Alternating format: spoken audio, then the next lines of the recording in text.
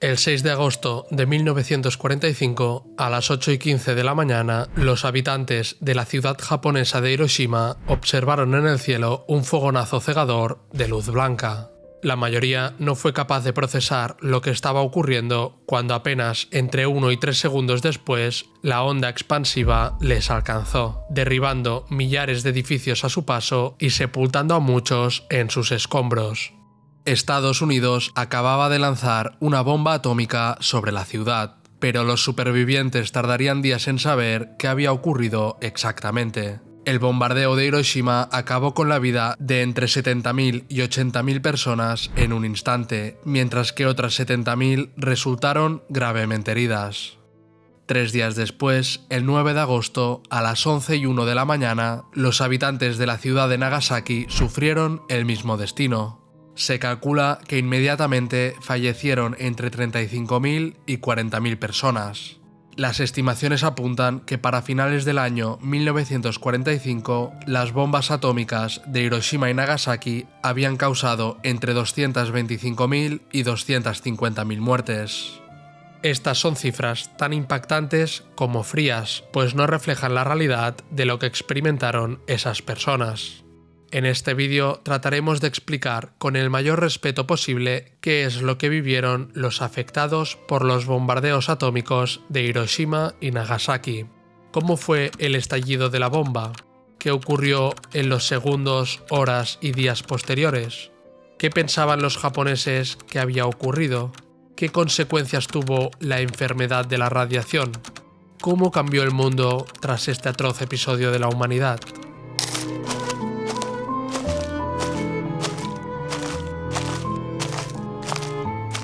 Antes de llegar al fatídico 6 de agosto de 1945, repasemos brevemente la cronología de los hechos que precedieron al bombardeo y que provocaron una desafortunada cadena de causas y consecuencias que condujeron a aquel lamentable episodio. En el año 1868 se produce en Japón la Restauración Meiji, un periodo de occidentalización y modernización que llevó al país a convertirse en una de las grandes potencias mundiales, pues Japón fue el único país asiático en importar la revolución industrial acaecida en Europa y Estados Unidos un siglo atrás. Además de eso, se produjo un cambio sustancial en la estructura política y social del país nipón.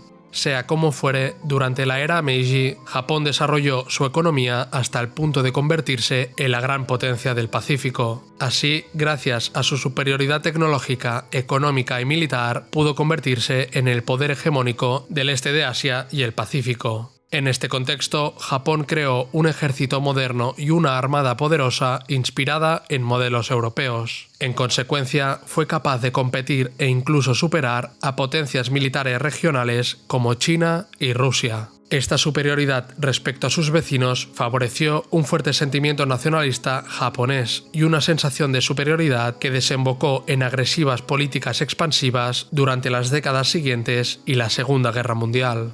Japón pretendía crear lo que llamaban la esfera de coprosperidad de la Gran Asia Oriental, un proyecto imperial que buscaba establecer un bloque de países asiáticos liderados por Japón y liberados del control colonial occidental. En teoría, se presentaba como un modelo de cooperación entre pueblos asiáticos, pero en la práctica fue una justificación para la expansión militar, el saqueo económico y la dominación política del este de Asia por parte del país nipón.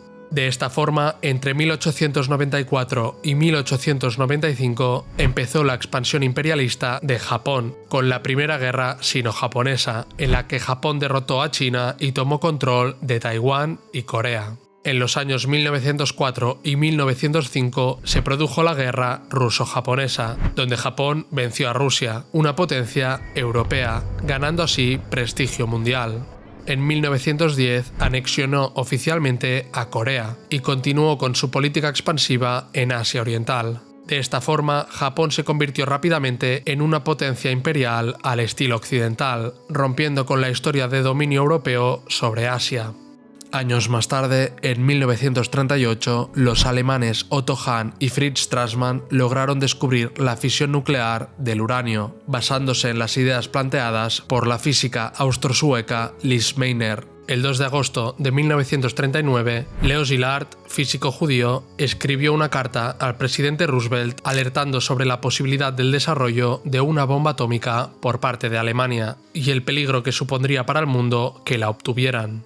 También sugería que Estados Unidos debía empezar su propio programa nuclear. La carta estaba firmada ni más ni menos que por Albert Einstein. En 1940, Japón firmó el Pacto Tripartito con Alemania e Italia, con el objetivo de establecer una alianza militar defensiva en caso de que alguno de los tres países fuera atacado por una potencia no involucrada en la guerra hasta ese momento, lo cual estaba pensado principalmente como un aviso indirecto y una forma de disuasión para Estados Unidos. El 9 de octubre de 1941, el presidente Roosevelt dio su aprobación al programa atómico estadounidense, aunque en ese momento su decisión no tuvo un impacto inmediato o significativo en el avance del desarrollo de la bomba.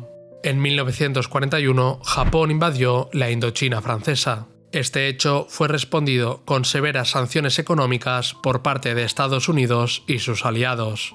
Debe tenerse en cuenta que por aquel entonces Japón dependía de Estados Unidos para más del 80% de su petróleo. Sin él, su ejército y su marina no podían operar. Japón y Estados Unidos intentaron negociar durante 1941. Japón quería que se levantaran las sanciones. Para ello, Estados Unidos le exigía que se retirara de China e Indochina. Finalmente, las negociaciones fracasaron en noviembre de ese mismo año. Japón enfrentaba una encrucijada con dos alternativas posibles. La primera de ellas consistía en retirarse de los territorios ocupados y frenar su expansión para levantar las sanciones y embargos, lo cual era entendido por los japoneses como una humillación y un signo de debilidad frente a las demás potencias. La segunda opción consistía en atacar a los Estados Unidos para asegurar recursos por la fuerza, lo cual supondría una alta probabilidad de guerra con la potencia norteamericana. Finalmente, el 7 de diciembre de 1941, Japón atacó por sorpresa la base naval de Pearl Harbor, en Hawái. El objetivo era debilitar la flota del Pacífico de los Estados Unidos y así ganar tiempo para conquistar rápidamente Malasia, Indonesia y Filipinas, en aquel entonces colonia estadounidense. Con estos nuevos territorios podrían obtener petróleo, caucho y recursos para sostener su imperio y su incesante expansión. Con el ataque, los japoneses causaron graves daños a la flota estadounidense, pero no destruyeron los portaaviones, que estaban ausentes ese día. En total, 2.403 estadounidenses murieron en el ataque a Pearl Harbor. Al día siguiente, el 8 de diciembre de 1941, Estados Unidos declaró la guerra a Japón y entró en la Segunda Guerra Mundial, hecho que acabaría cambiando el curso de la guerra. En esos días posteriores al ataque a Pearl Harbor, Japón se expandió rápidamente por el Pacífico, conquistando Filipinas, Malasia e Indonesia. El 13 de agosto de 1942 se crea oficialmente el Proyecto Manhattan, con el cuerpo de ingenieros del ejército de Estados Unidos al mando y bajo la dirección científica de Robert Oppenheimer. Entre 1942 y 1945, Estados Unidos, Reino Unido y Canadá desarrollaron en secreto la bomba atómica. Paralelamente, entre 1943 y 1944 comienza la contraofensiva aliada, conquistando una a una las islas del Pacífico, lo que supuso un gran desgaste y numerosas bajas humanas. Entre marzo y julio de 1945, Estados Unidos tomó Iwo Jima y Okinawa, con enormes bajas. En ese momento, el mando aliado calculó que invadir Japón sería una empresa que podría costar hasta 2 años más, al menos 500.000 de vidas estadounidenses y varios millones de vidas japonesas, entre civiles y militares. El 28 de abril de 1945, Mussolini fue asesinado por los partisanos. Un día después, el 29 de abril, la rendición formal se consolidó con la capitulación de Italia. El 30 de abril de 1945, Hitler se suicidó en su búnker de Berlín. Y el 7 de mayo, Alemania se rindió de forma incondicional. Solo quedaba Japón. El 16 de julio de 1945, a las 5:29 de la mañana, se realizó con éxito la prueba Trinity, es decir, el primer ensayo de una bomba atómica de la historia, hecho que marcó el inicio de la era nuclear. La explosión creó una enorme bola de fuego visible a más de 300 kilómetros de distancia. La torre metálica que sujetaba la bomba se derritió en un instante. Se formó un característico hongo nuclear de más de 12 kilómetros de altura y la arena del desierto se fundió en un vidrio verdoso y radioactivo al que llamaron trinitita. Se podría argumentar a favor de que la prueba Trinity es el episodio más importante de la historia de la humanidad, pues por primera vez el ser humano adquiría la capacidad real de poner fin precisamente a su propia historia. Hasta entonces, la violencia y la guerra podían causar una gran destrucción y muerte, pero siempre dentro de ciertos límites. Con la creación de la bomba atómica, esos límites se rompieron, pues el ser humano pasó a tener el poder de destruirse a sí mismo por completo. Entre el 17 de julio y el 2 de agosto de 1945, Estados Unidos, el Reino Unido y la Unión Soviética se reunieron en la ciudad alemana de Potsdam para definir el futuro del mundo tras la inminente derrota del Eje. Como resultado, el 26 de julio se emitió la Declaración de Potsdam, en la que se exigía a Japón su rendición incondicional. Japón rechazó esta exigencia. Es importante señalar que en dicha declaración no se hizo mención alguna a la existencia de armas atómicas por parte de Estados Unidos, por lo que Japón no percibió ninguna amenaza inmediata diferente de las que ya conocía. Llegamos así al 6 de agosto de 1945. Para entonces, tanto el ejército como la población civil japonesa estaban profundamente debilitados. Japón prácticamente no contaba ya con capital bélico, pues sus reservas de aviones, combustible y pilotos estaban casi agotadas. Mientras tanto, Estados Unidos ejercía un dominio absoluto sobre el espacio aéreo japonés. Los bombarderos B-29 cruzaban los cielos sin encontrar resistencia significativa. La situación era tan desesperada para los japoneses que incluso se habían lanzado programas para construir aviones de guerra hechos de madera y para promover el consumo de bellotas molidas como sustituto del arroz. Tal era la magnitud del dominio estadounidense que antes del ataque atómico a Hiroshima, la mayoría de las grandes ciudades japonesas ya habían sido arrasadas por bombardeos masivos. Entre ellas la propia capital, Tokio, que en la noche del 9 al 10 de marzo de 1945 sufrió un devastador bombardeo incendiario en el que murieron más de 100.000 personas, una cifra comparable al número de víctimas que hubo en las ciudades de Hiroshima y Nagasaki. Durante el ataque a Tokio, ningún bombardero B-29 fue derribado por la defensa aérea japonesa.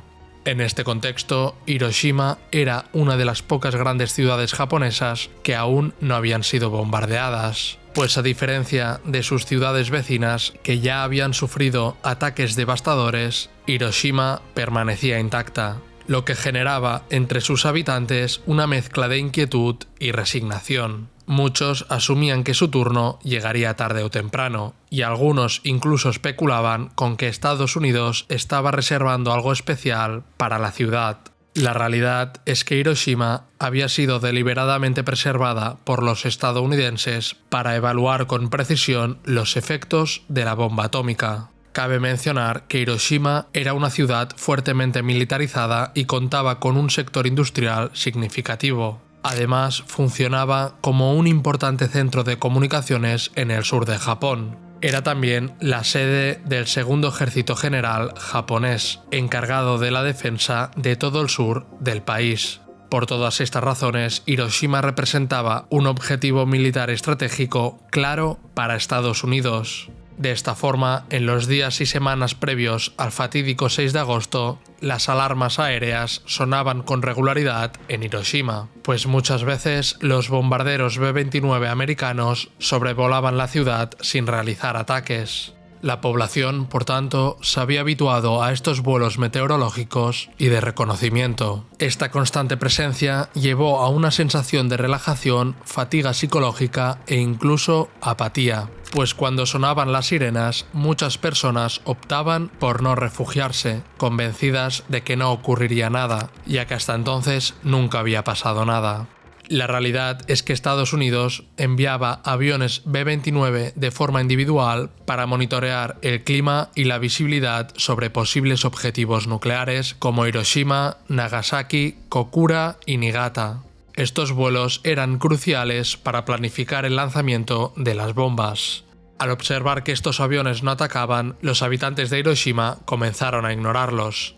También es importante entender que durante la Segunda Guerra Mundial los bombardeos masivos eran realizados por decenas o incluso cientos de aviones simultáneamente, por lo que la presencia de uno o pocos aviones en el cielo no parecía representar una amenaza real. A las 7:09 de la mañana del mismo lunes 6 de agosto sonó una alarma antiaérea en Hiroshima tras el paso del avión meteorológico Straight Flash, que sobrevoló la ciudad como parte de las misiones de reconocimiento habituales. Sin embargo, la población no le dio mayor importancia, pues como hemos dicho, estos aviones climáticos eran avistados casi a diario.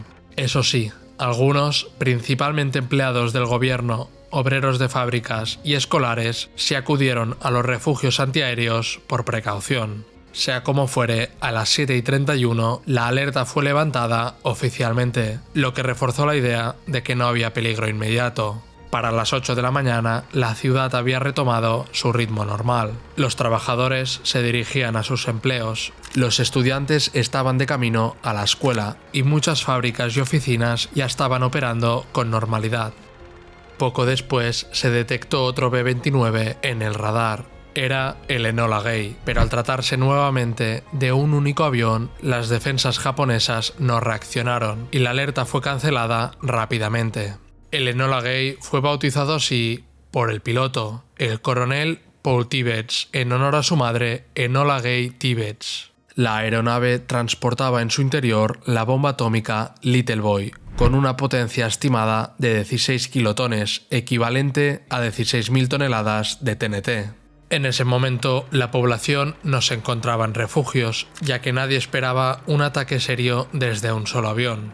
El objetivo principal del Enola Gay era el puente Aoi, una estructura en forma de T fácilmente reconocible desde el cielo.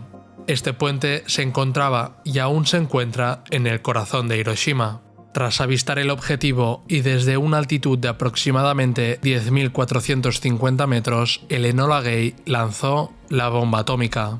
Tras caer durante 55 segundos, la bomba alcanzó la altitud de detonación a unos 600 metros sobre el suelo.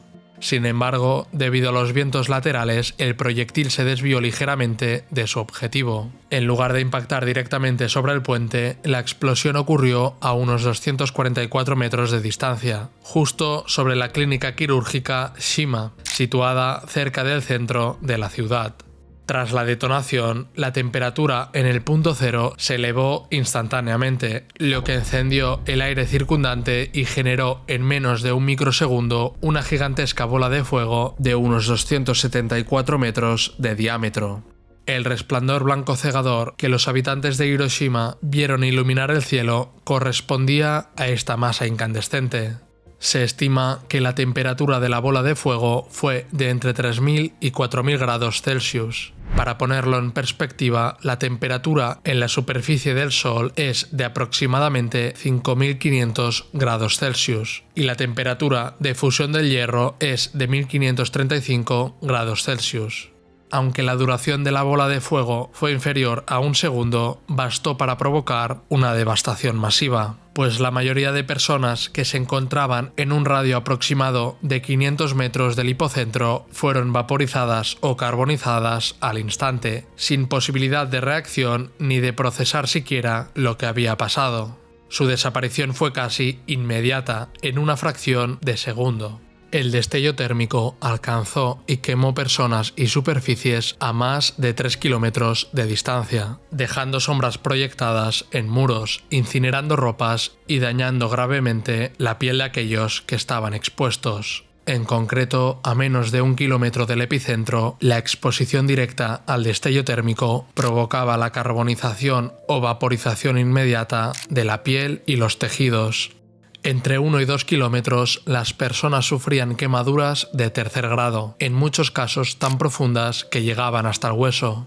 En un radio de 2 a 3 kilómetros, las quemaduras eran mayoritariamente de segundo grado, especialmente en quienes se encontraban sin protección, es decir, sin sombra ni ropa que cubriera la piel expuesta. La potencia fue tal que incluso testigos a más de 60 kilómetros de la ciudad informaron haber visto un brillante destello blanco en el horizonte. Se calcula que entre el 20 y el 30% de las víctimas mortales del bombardeo de Hiroshima, es decir, entre 30.000 y 50.000 personas, murieron a causa de las quemaduras provocadas por el fogonazo térmico inicial de la bomba atómica. Un ejemplo impactante es el de la clínica quirúrgica Shima, situada prácticamente bajo el punto de detonación.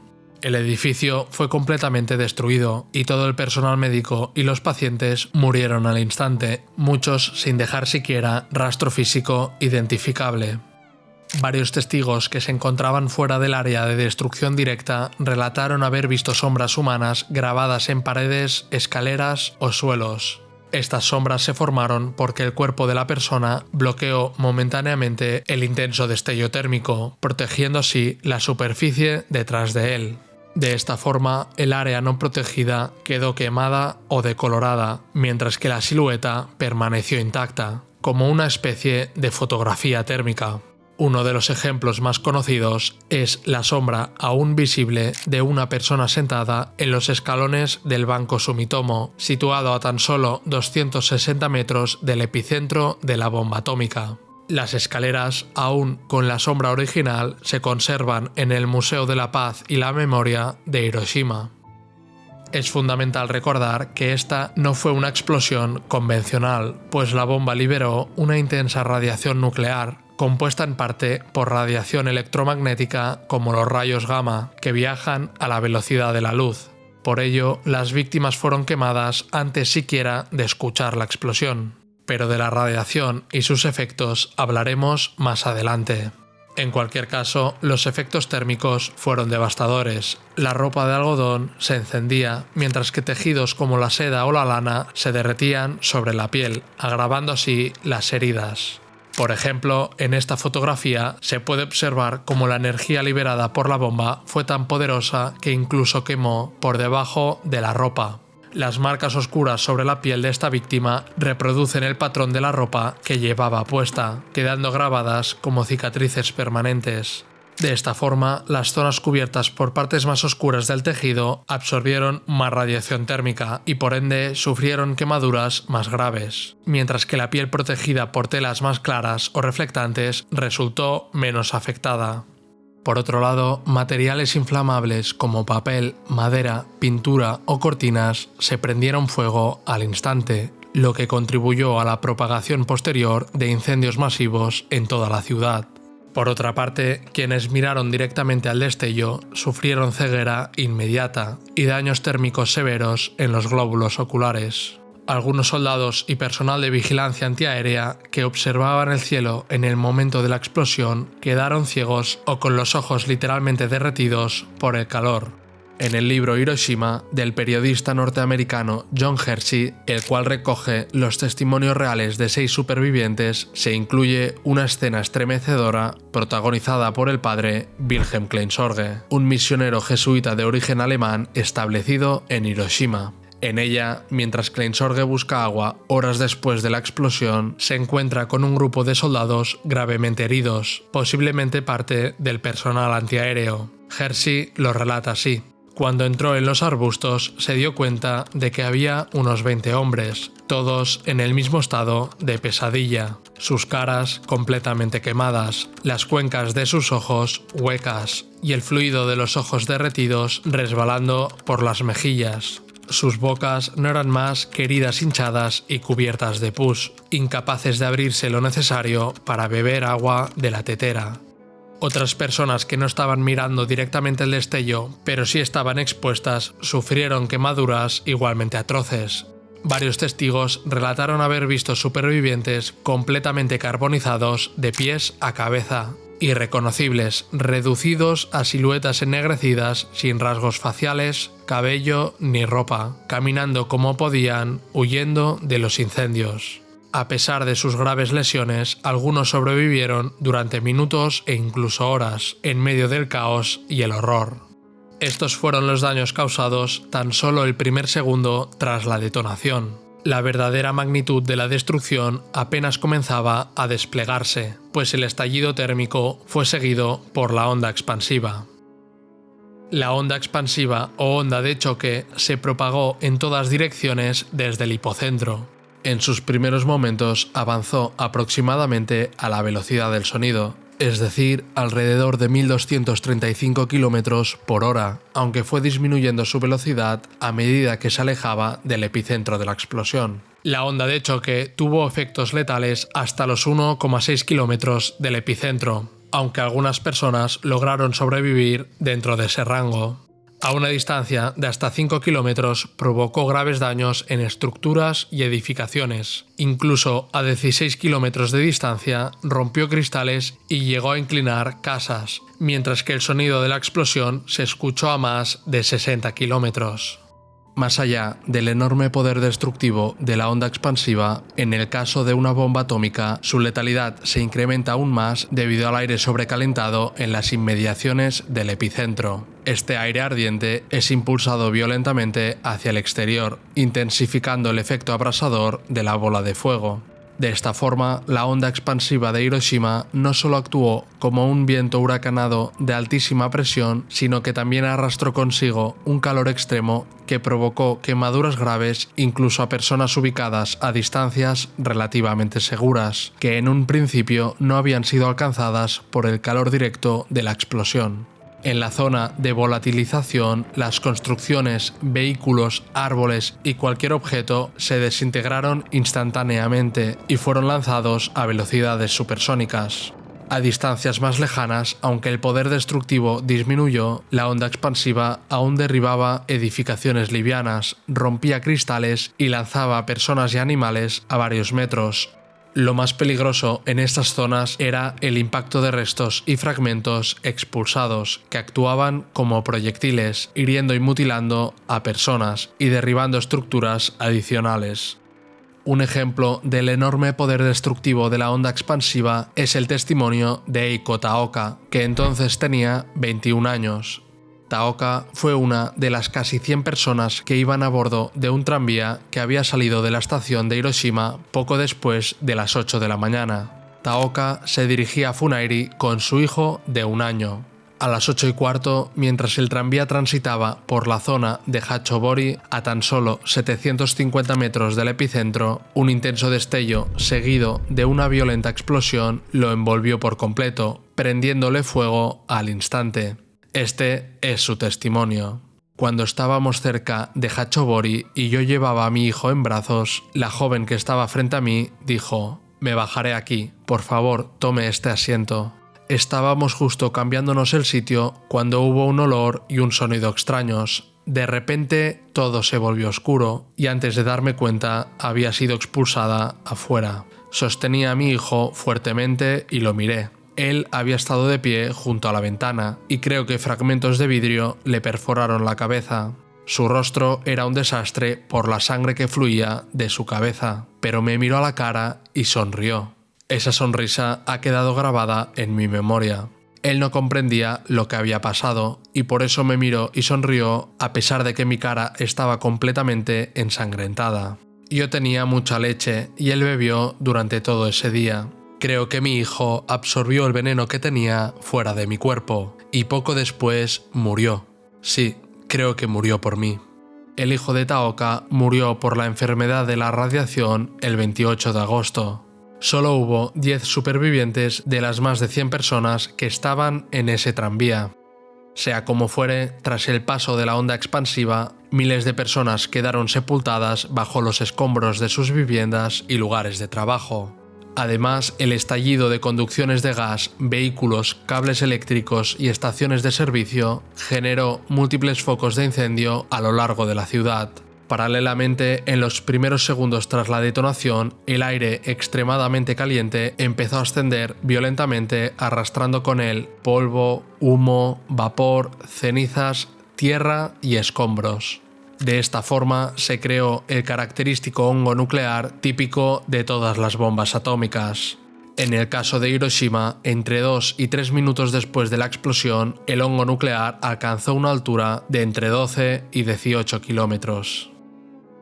Además, hubo un oscurecimiento notable del cielo, pues la explosión levantó miles de toneladas de polvo, tierra y cenizas que bloquearon la luz solar. Asimismo, los numerosos focos de fuego generaron grandes columnas de humo negro que cubrieron la ciudad. Al juntarse los incendios, se generó una tormenta ígnea que consumió oxígeno y liberó aún más hollín al cielo.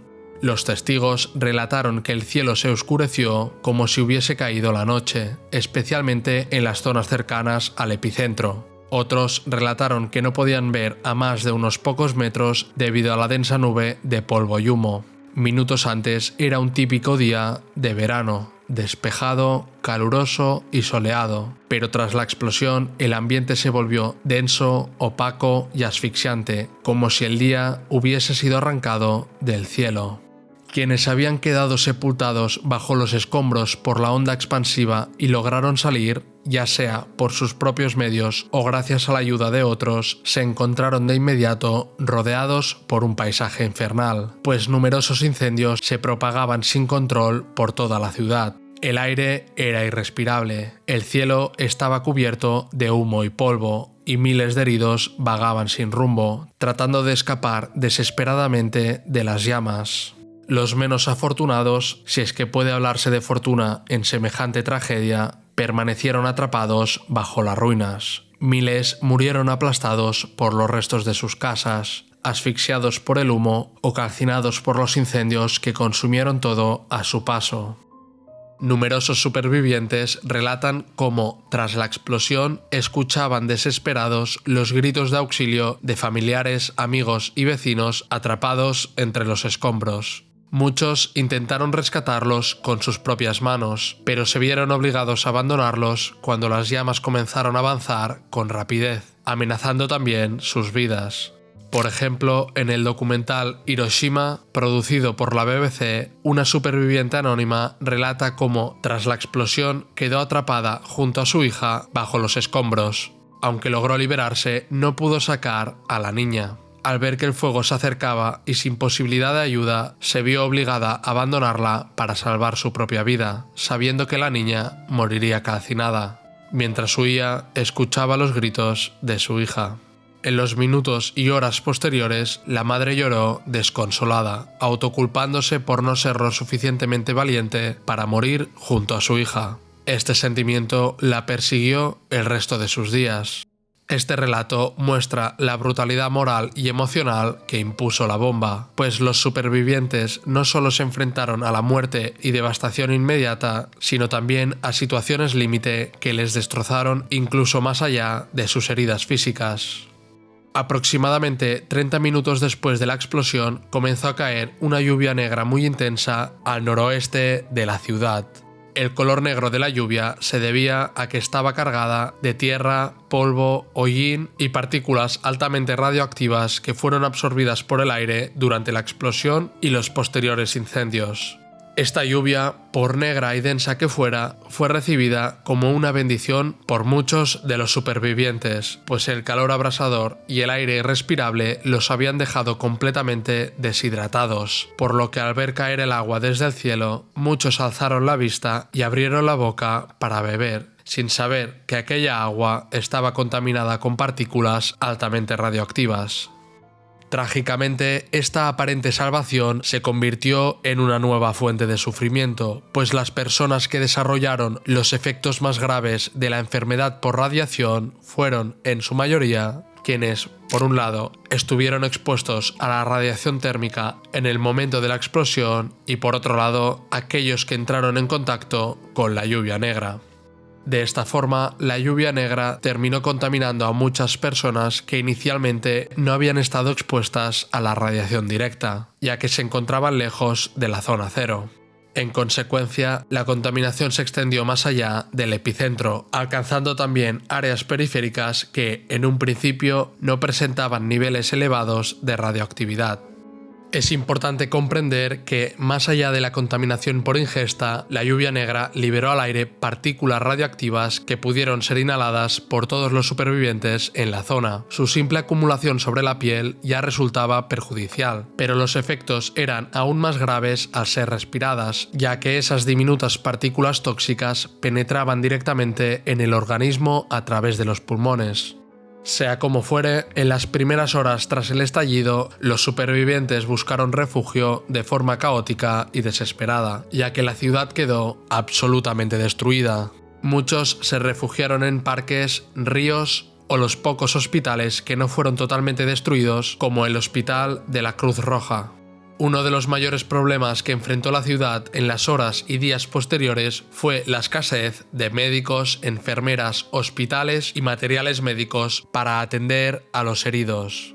Según datos recopilados por la Asociación Médica de Hiroshima y el informe oficial del Comité de Investigación de los Efectos de la Bomba Atómica, antes del bombardeo había aproximadamente 200 médicos y 1.780 enfermeras en Hiroshima. Tras el ataque, más del 90% de los médicos y el 93% de las enfermeras murieron o resultaron gravemente heridos, ya que la mayoría se encontraba en el centro de la ciudad, es decir, la zona más afectada.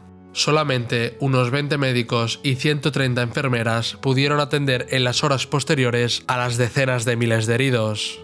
Por ejemplo, el doctor Terufumi Sasaki fue el único médico disponible en las primeras horas en el Hospital de la Cruz Roja, ya que sobrevivió ileso al ataque. Los demás médicos del hospital habían muerto o estaban incapacitados por sus heridas.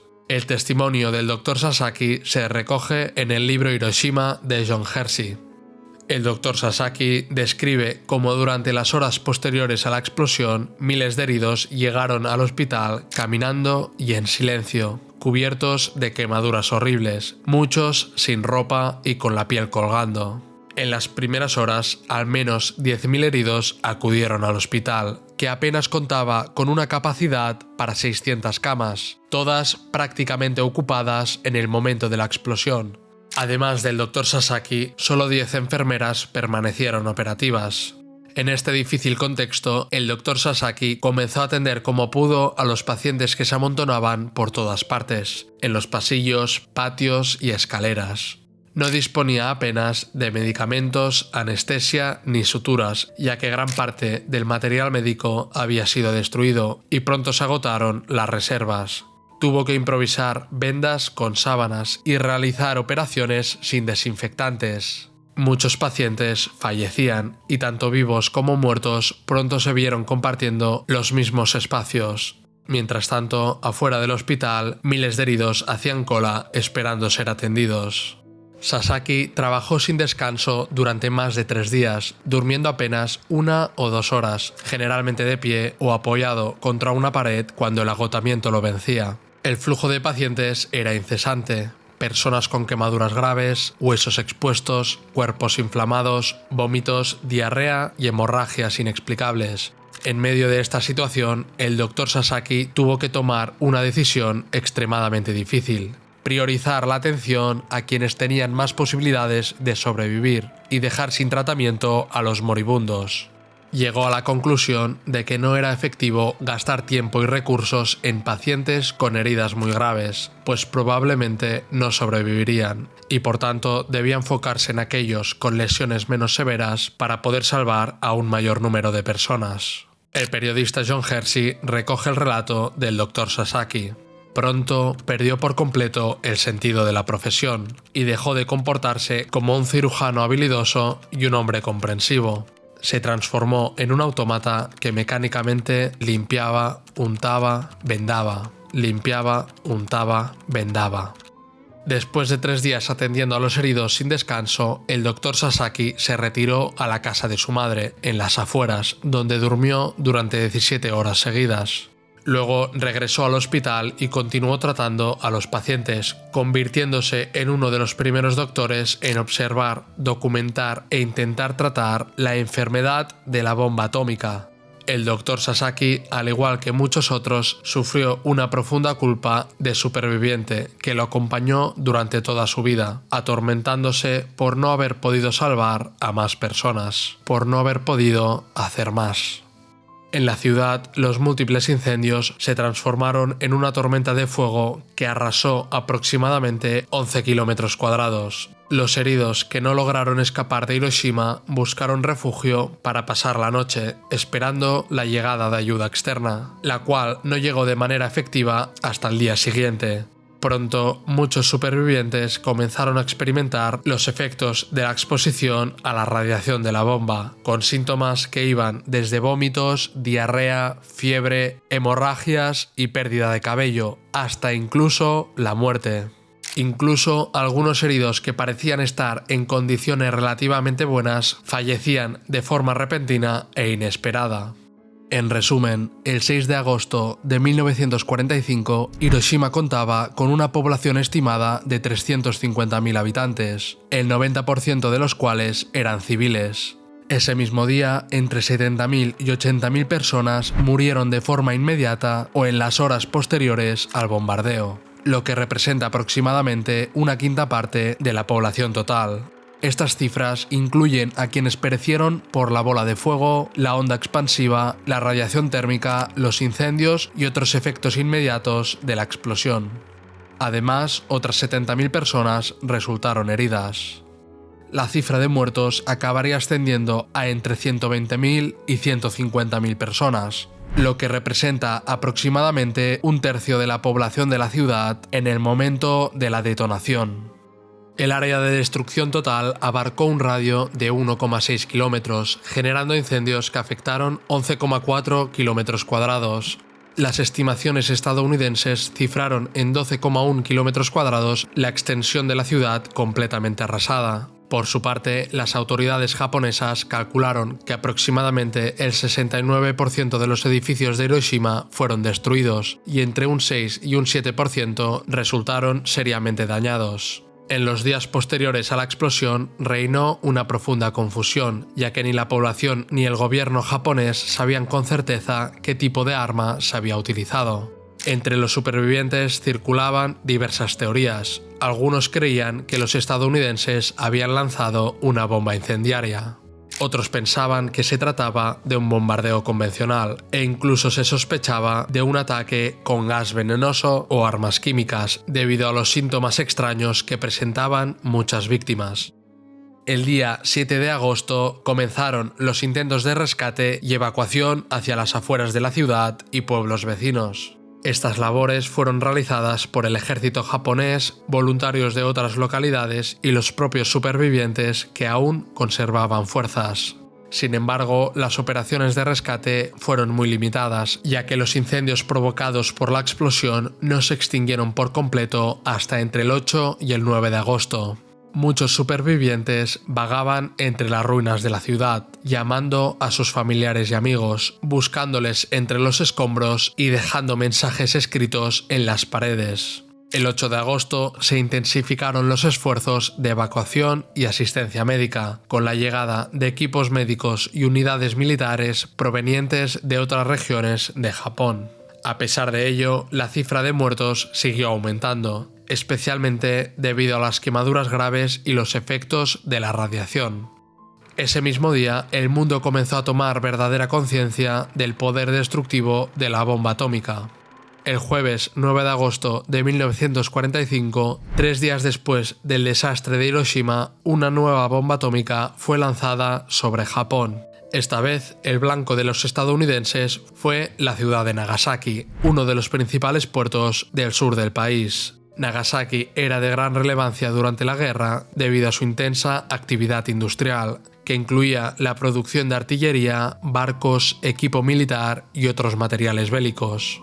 Esa mañana, el bombardero B-29 Boxcar, pilotado por el mayor Charles Sweeney, llevó la bomba nuclear conocida como Fat Man hasta el espacio aéreo de Nagasaki. A las 11:01 de la mañana, con una potencia de 22 kilotones, la bomba explotó 43 segundos después de ser lanzada, a 469 metros de altura. Pero debido a la mala visibilidad desde el cielo, la detonación se produjo a casi 3 kilómetros del epicentro previsto. La explosión generó una bola de fuego con temperaturas de hasta 3.900 grados Celsius y una onda expansiva supersónica. Se estima que murieron inmediatamente entre 35.000 y 40.000 personas, cifra que ascendió a entre 60.000 y 80.000 personas para finales de 1945. Entre los fallecidos había 27.778 trabajadores industriales japoneses, 2.000 trabajadores esclavos coreanos y 150 soldados japoneses. Las estimaciones indican que si la bomba hubiera detonado en el lugar originalmente previsto, el número de muertes habría superado las 100.000 personas. El radio de destrucción total fue de 1,6 kilómetros, con incendios que alcanzaron hasta una distancia de 3,2 kilómetros respecto al epicentro. La lluvia negra también cayó sobre Nagasaki, pero la geografía montañosa de la ciudad redujo el alcance del daño. Aproximadamente el 40% de las estructuras, incluidos hospitales, escuelas y viviendas, fueron destruidas. A diferencia de Hiroshima, la orografía del terreno evitó que los daños fueran mayores, pues Nagasaki se sitúa en un valle rodeado de montañas. De esta forma, las colinas limitaron la expansión del fuego, evitando una devastación tan amplia como la de Hiroshima. Además, debido a la mala visibilidad, el objetivo fue cambiado y la bomba explotó a casi 3 kilómetros de distancia del hipocentro previsto. Esto evitó muchas muertes en comparación con lo que habría ocurrido si la detonación se hubiera producido en el lugar previsto, pues la explosión tuvo lugar finalmente sobre el valle de Urakami, una zona menos densamente poblada y más protegida por montañas, en contraste con el área industrial y urbana originalmente planificada. Sea como fuere, el bombardeo de Nagasaki, sumado al de Hiroshima y la declaración de guerra de la Unión Soviética a Japón ese mismo 9 de agosto, aceleró la decisión del gobierno japonés de rendirse. De esta forma, el 15 de agosto, el emperador Hirohito anunció por radio la rendición incondicional, marcando así el fin de la Segunda Guerra Mundial. En su mensaje, el emperador hizo referencia directa al uso de armas nucleares. Además, el enemigo ha empezado a utilizar una bomba nueva y sumamente cruel, con un poder de destrucción incalculable y que acaba con la vida de muchos inocentes. Si continuásemos la lucha, solo conseguiríamos la devastación y el colapso de la nación japonesa, y eso conduciría a la total extinción de la civilización humana. En ese momento, Estados Unidos tenía planes para continuar con los ataques nucleares, pues se preveía contar con una tercera bomba atómica lista para la tercera semana de agosto, 3 más en septiembre y otras 3 en octubre. La estrategia era clara. Estados Unidos continuaría lanzando bombas atómicas hasta que Japón se rindiera. Finalmente, la rendición oficial se firmó el 2 de septiembre de 1945, a bordo del acorazado USS Missouri, en una ceremonia presidida por el general Douglas MacArthur, comandante supremo de las fuerzas aliadas. Un año después de los bombardeos, unos 40.000 soldados de ocupación estaban desplegados en Hiroshima y otros 27.000 en Nagasaki. La ocupación aliada de Japón continuó hasta el 28 de abril de 1952, cuando el país recuperó su soberanía con la entrada en vigor del Tratado de San Francisco. Las fuerzas aliadas ayudaron en las tareas de reconstrucción de ambas ciudades. Pero, ¿qué ocurrió con la enfermedad por radiación? ¿En qué consistía exactamente? ¿A cuántas personas afectó? ¿Existía algún tipo de cura? Aunque la bomba atómica ya poseía un enorme poder destructivo por la explosión en sí misma, su característica más devastadora fue la radiación que liberaba. Los científicos del Proyecto Manhattan eran conscientes de este efecto, pero no anticiparon del todo la magnitud de sus consecuencias. A diferencia de los bombardeos masivos que tuvieron lugar durante la guerra, la radiación liberada por la bomba atómica hizo que ésta fuera un arma mucho más letal a largo plazo. Hay que recordar que las matanzas masivas por bombardeos convencionales no eran algo nuevo. En Tokio, por ejemplo, murieron alrededor de 100.000 personas en una sola noche. En Londres, durante el Blitz, los ataques causaron unas 20.000 muertes civiles, y en Berlín las cifras oscilan entre 20.000 y 50.000 víctimas. Sin embargo, en ninguno de esos casos, los supervivientes tuvieron que enfrentarse a los efectos silenciosos y prolongados de la radiación, como sí ocurrió en Hiroshima y Nagasaki, donde la tragedia continuó mucho después de la explosión. La radiación liberada por las bombas atómicas consiste principalmente en rayos gamma, partículas beta y neutrones.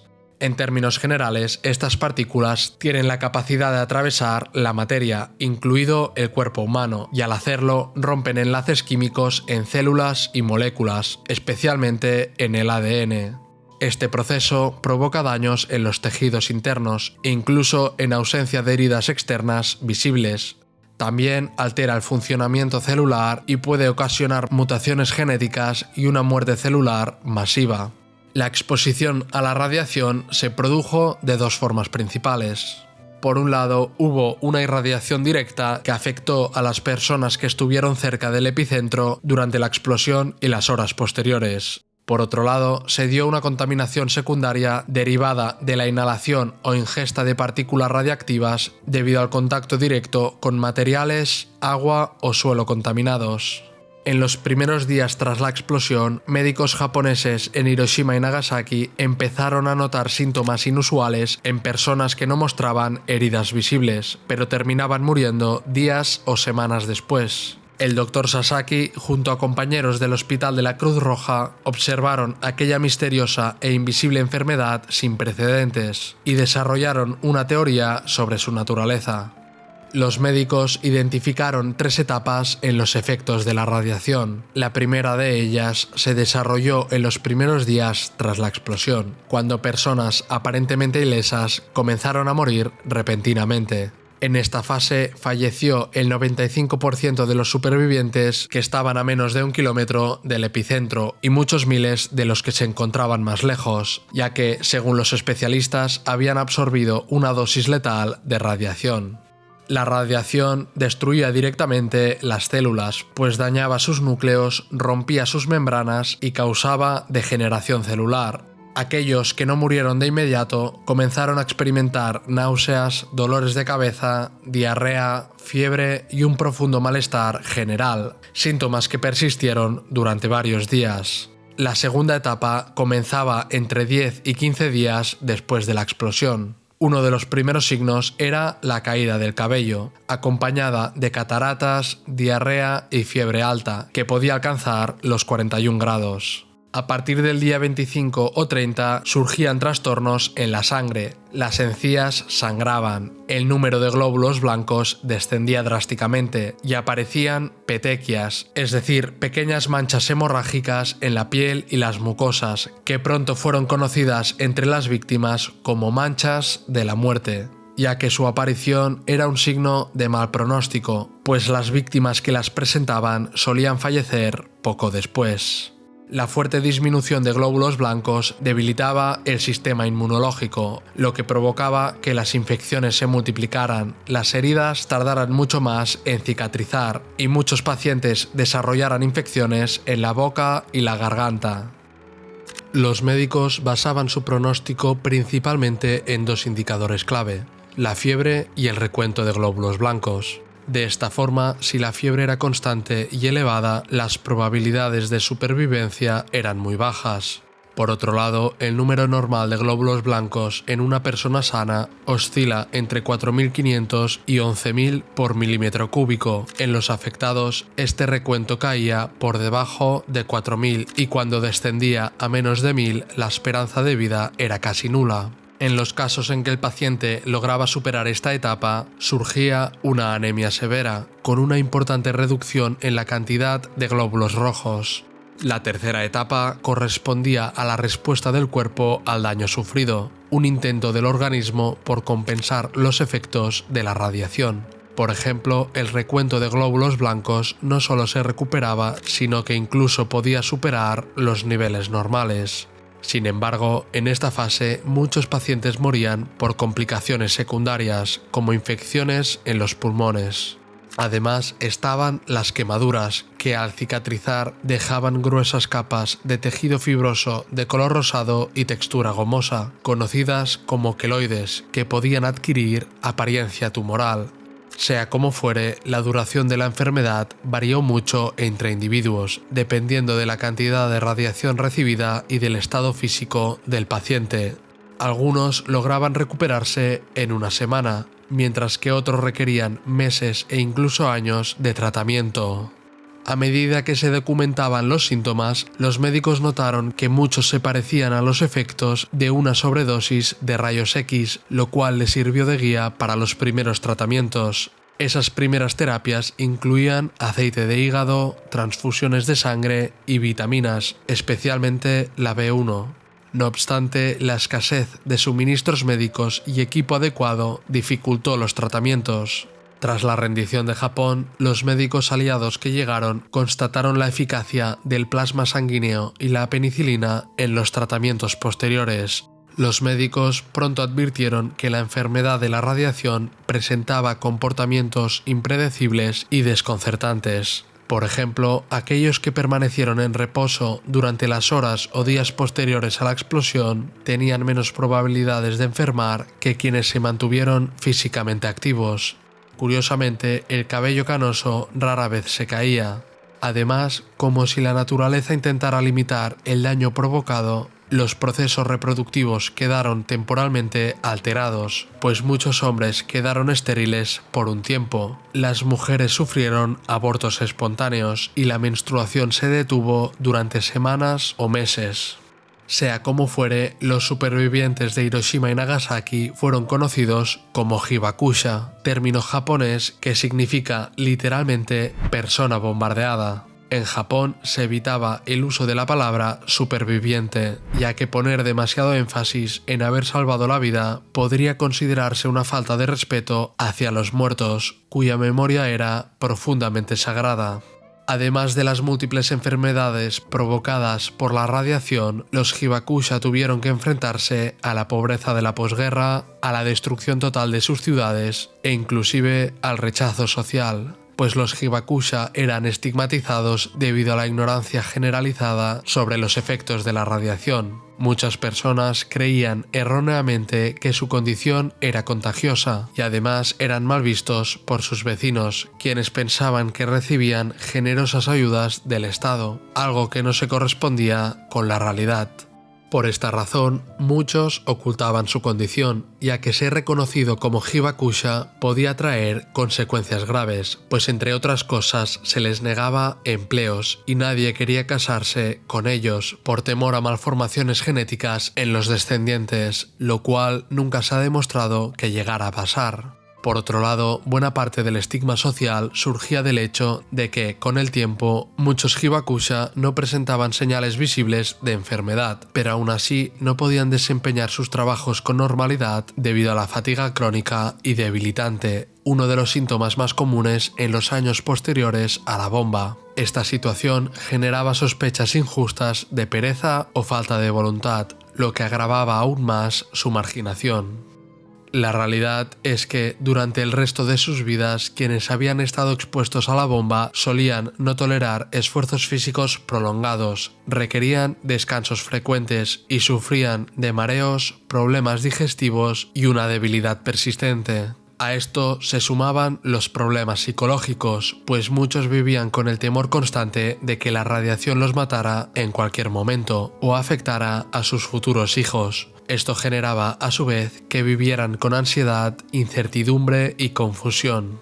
Lo cierto es que el gobierno japonés no tomó medidas para auxiliar a los hibakusha, pues no querían asumir ningún tipo de responsabilidad moral por los crímenes cometidos por los Estados Unidos. Esta actitud oficial comenzó a cambiar en 1954, cuando una ola de indignación sacudió al país tras un incidente que conmocionó a la opinión pública. Concretamente, el 1 de marzo de 1954, los 23 tripulantes de un barco pesquero llamado Dragón Afortunado V fueron contaminados por la radiación de una bomba de hidrógeno lanzada a modo de prueba por Estados Unidos en el atolón Bikini.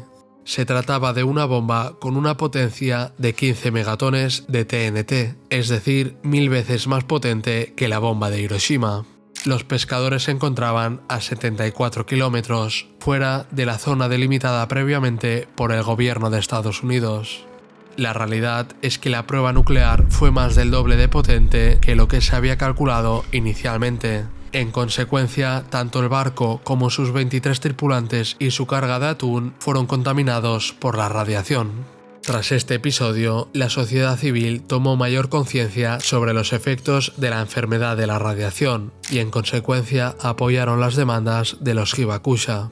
Finalmente, el gobierno aprobó en 1957 la Ley de Cuidados Médicos para las Víctimas de la Bomba Atómica, que incluía derecho a tratamiento médico gratuito y mensualidades para aquellas víctimas que sufrían de ciertas secuelas.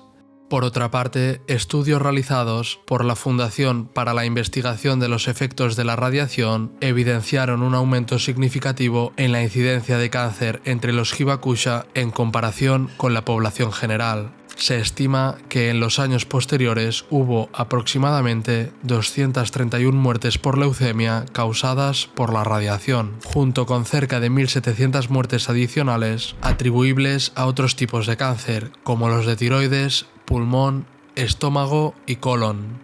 El riesgo de desarrollar cáncer aumentó hasta un 50% en las personas que recibieron las dosis más altas de radiación, mientras que aquellos con una exposición menor experimentaron un incremento de aproximadamente el 10% en la incidencia de cáncer.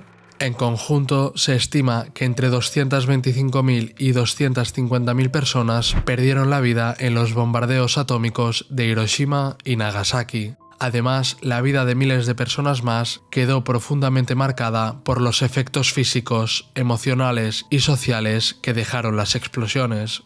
Sea como fuere, los bombardeos de Hiroshima y Nagasaki no solo cambiaron la vida de cientos de miles de personas, sino que también transformaron para siempre el curso de la historia y el equilibrio geopolítico mundial, pues Estados Unidos poseía en sus manos una nueva arma que convirtió al país en la principal potencia militar mundial.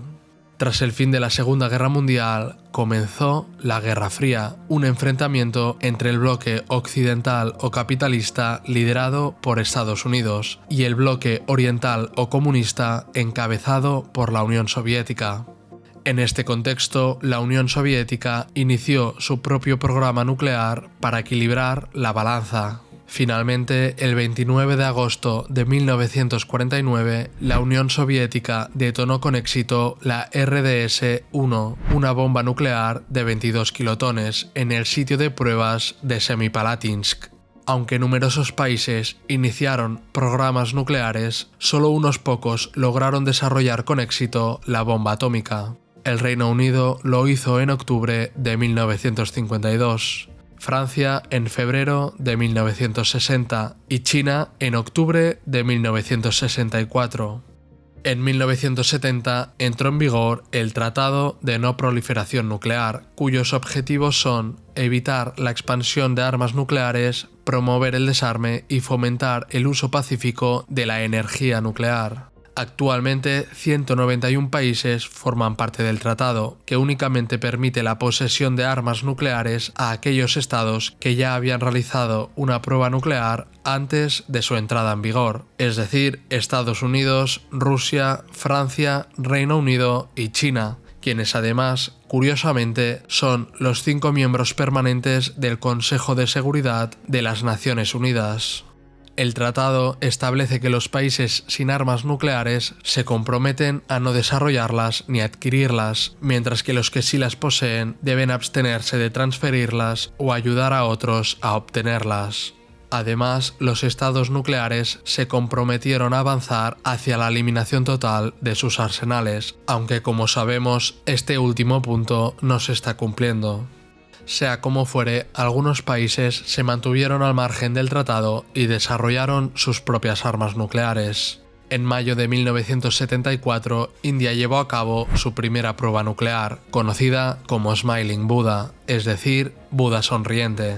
Posteriormente, en mayo de 1998, Pakistán también logró fabricar la bomba atómica, motivado por la necesidad de contrarrestar la superioridad nuclear de su enemistado vecino.